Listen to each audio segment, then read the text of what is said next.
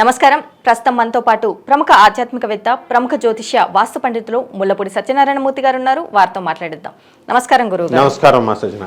గురుగారు, క్రోధీనామ సంవత్సరం ఉగాది రాశి ఫలితాల్లో భాగంగా మిథున రాశి వారికి ఎలా ఉండబోతుందో తెలియచేయండి. క్రోధీనామ సంవత్సరం 2024 సంవత్సరంలో మిథున రాశి వారికి అబవ్ యావరేజ్గా ఉందని చెప్పాలి.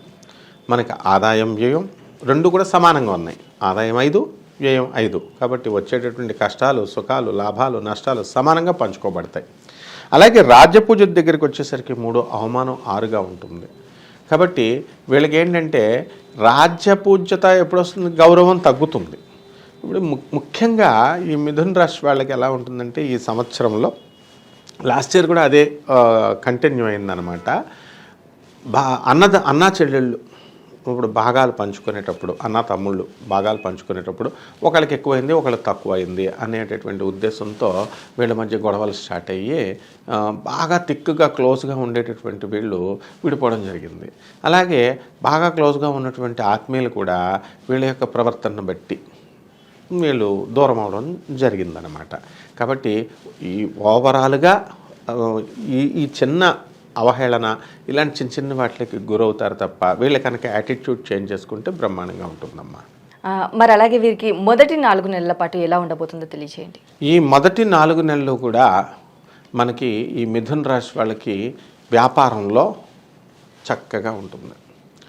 ఏ రకంగా మనకి మిథున రాశి వారికి లాభములో ఉన్నటువంటి గురుడు మే 1 వరకు కొత్త వ్యాపారాలు ఈ మొదటి 4 నెలల్లో స్టార్ట్ చేసుకోవచ్చు వీళ్ళు. అలాగే రాహువు మనకి రాజ్యస్థితిగతుడై ఉన్నాడు కాబట్టి గవర్నమెంటు, ప్రైవేటు ఉద్యోగస్తులు ఎవరైతే ఉన్నారో అటువంటి వాళ్ళు మొదటి 4 నెలలు కూడా ఏ విధమైనటువంటి గొడవలు జరగవు.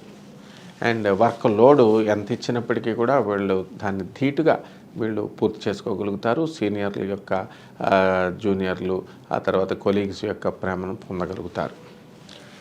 అలాగే ఈ యొక్క శని ముఖ్యంగా మనకి భాగ్యంలో ఉన్నాడు. భాగ్యంలో ఉన్నటువంటి ఈ శని ప్రభావం వలన వీళ్ళకి ఏమవుతుందండి అంటే అదృష్టం కలిసి వస్తుంది. ఇనుము సంబంధించినటువంటి వ్యాపారాలు, ఈ వ్యాపారాలు మొదటి 4 నెలలు కనుక చేసుకుంటే బ్రహ్మాండంగా ఉంటుంది. అర్ధాశ్రమ కేతువే ఇంపోర్ట్ బిజినెస్లో అవి చేయకూడదు. విదేశీ రిలేషన్స్ కలిసి రావు.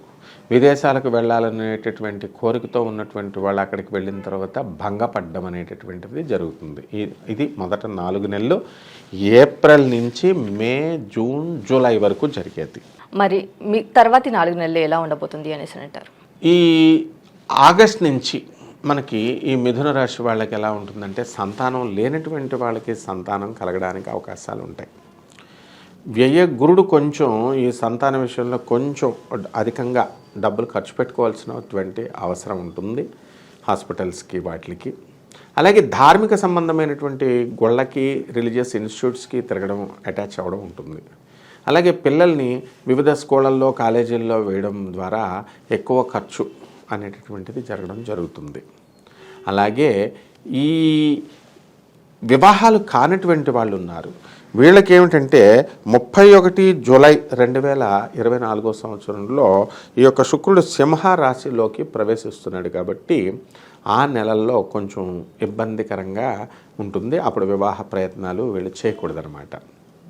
అలాగే కోర్టు సమస్యలు, ఇలాంటి సమస్యలు ఏవైతే ఉన్నాయో అటువంటివన్నీ కూడా మనకి 26 ఆగస్టు 2024 సంవత్సరం తర్వాత మనకి ఇవన్నీ కూడా పుంజుకోవడం జరుగుతుంది. ఈ లోపల ఈ 4 నెలల్లో కోర్టు సమస్యలు అనేటువంటిది రెగ్యులర్గా వెళ్ళి వస్తూ ఉండాలన్నమాట. ఈ విధంగా ఈ 4 నెలలు మనకి జరుగుతుందమ్మా. క్రోధీనామ సంవత్సరంలో చివరగా 4 నెలల పాటు ఈ మిథున రాశి వారికి ఎలా ఉండబోతుంది? మరి ఈ యొక్క మిథున రాశి వాళ్ళకి క్రోధినామ సంవత్సరంలో మనకి డిసెంబర్, జనవరి, ఫిబ్రవరి, మార్చ్ ఈ 4 నెలలు కనుక మనం తీసుకున్నట్లయితే సంతానం లేనటువంటి వాళ్ళకి సంతానం కలగడం, ఉద్యోగాలు రానటువంటి వాళ్ళకి ఉద్యోగాలు కలగడం, వివాహాలు కానటువంటి వాళ్ళకి వివాహాలు అవ్వడం జరుగుతుంది. విదేశాలకు వెళ్ళాలి ఈ సాఫ్ట్వేర్ ఇంజనీర్లు, ప్రైవేట్ ఉద్యోగస్తులు, ఇతర వాళ్ళకి వీసాలు దొరుకుతాయి. అలాగే స్టూడెంట్స్ ఎవరైతే ఉన్నారో వాళ్ళు కొంచెం ఎక్కువ కష్టపడాలి. వ్యయగురుడికి అంత చదువుని భంగం కలగడానికి, డిస్ట్రాక్షన్స్ చేయడానికి అవకాశాలు ఉంటాయి. కానీ వీళ్ళు కనుక బాగా చదువుకున్నట్లయితే వీళ్ళు కోరుకున్న చోట్ల విశ్వవిద్యాలయాలకి రావడానికి అవకాశాలు ఉన్నాయి. ఉద్యోగస్తులు, సాఫ్ట్వేర్ ఇంజనీర్లు వీళ్ళకి కూడా మిథున రాశి వాళ్ళు వెళ్తారు. అలాగే భార్యాభర్తల మధ్య వివాదాలు పడుతున్నటువంటి వాళ్ళు ఎవరైతే ఉన్నారో అటువంటి వాళ్ళ పిల్లల్ని తీసుకొని పాపం తల్లుల దగ్గర నుంచి తీసుకొని భర్తలు వెళ్ళిపోయినటువంటి వాళ్ళు ఉన్నారు. ఆ విధంగా పాపం వాళ్ళు చాలా బాధపడుతూ ఈ స్త్రీలు మానసిక అశాంతికి గురవుతున్నారు. అటువంటి స్త్రీలందరూ కూడా చక్కగా ఇప్పుడు మనశ్శాంతి అనేటటువంటిది ఈ లాస్ట్ 4 నెలలు 2025వ సంవత్సరం ఉగాది వచ్చేంత వరకు కూడా బ్రహ్మాండంగా వీళ్ళ సమస్యలు పరిష్కారం అవుతున్నాం.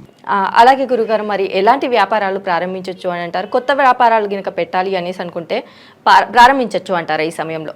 ఈ మిథున రాశి వాళ్ళు ఈ ఆఖరి 4 నెలల్లో వ్యాపారాలు మనకి ఏం పెట్టుకోవాలండి అంటే, మనము ఎలక్ట్రానిక్స్ సంబంధము, తర్వాత సాఫ్ట్వేర్ ప్రాజెక్ట్స్ యావరేజ్గా ఉంటాయి. కాబట్టి అటువంటి ఆఫీసులు మనం పెట్టుకున్న కొంతకాలం పెర్సిస్టెంట్గా వర్క్ చేసేటటువంటి విధానంలో ఉండాలి. వెంటనే పెట్టి తీసేయడం, లాభాలు వెంటనే కావాలనుకోవడం కాకుండా.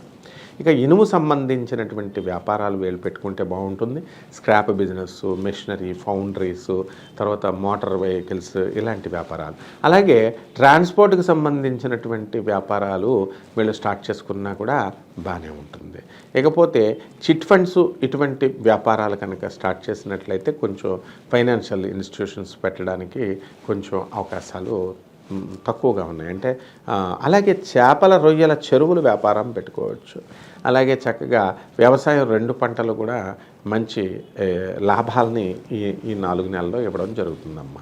మరి రియల్ ఎస్టేట్ రంగాల వారికి ఎలా ఉండబోతుంది అంటారు? రియల్ ఎస్టేట్ రంగం వాళ్ళు ఈ 4 నెలల్లో మనకి 26 ఆగస్ట్ నుంచి మనం అప్పటి వరకు యావరేజ్గా జరిగినటువంటి ఈ రియల్ ఎస్టేట్ వ్యాపారము మనకి జనవరి, ఫిబ్రవరి, మార్చ్, ఏప్రిల్ మళ్ళీ మనకి ఇది వస్తుంది. కాబట్టి మనకి డిసెంబర్ 7, 2024 తర్వాత మార్స్ రెట్రోగ్రేడ్ అవుతున్నాడు. కాబట్టి అంటే వక్రిస్తున్నాడు కర్కాటక రాశిలో. కాబట్టి రియల్ ఎస్టేట్ బిజినెస్ పుంజుకోవడం అనేటటువంటిది జరుగుతుంది. అంటే అధిక కష్టంతో మాత్రమే అధిక లాభాలు రావడానికి అవకాశాలు ఉంటాయి. కాబట్టి ఎంత ఎక్కువ తిరిగితే, ఎంత ఎక్కువ మందిని కలిస్తే అంత లాభం అనేటటువంటిది రియల్టర్స్, ఈ బిల్డర్స్ చేసుకోవడం జరుగుతుంది. మరి ఈ రాశి వారిలో ఆర్థిక పరంగా ఎలా ఉండబోతుంది అంటారు? ఆర్థిక పరంగా ఈ మొత్తం కంప్లీట్ మిథున రాశి వాళ్ళకి పుష్కలంగా ఉంది. ఎందుకంటే ఆదాయం 5, వ్యయం 5 సమానంగా ఉన్నాయి. బాగుంది పరిస్థితి.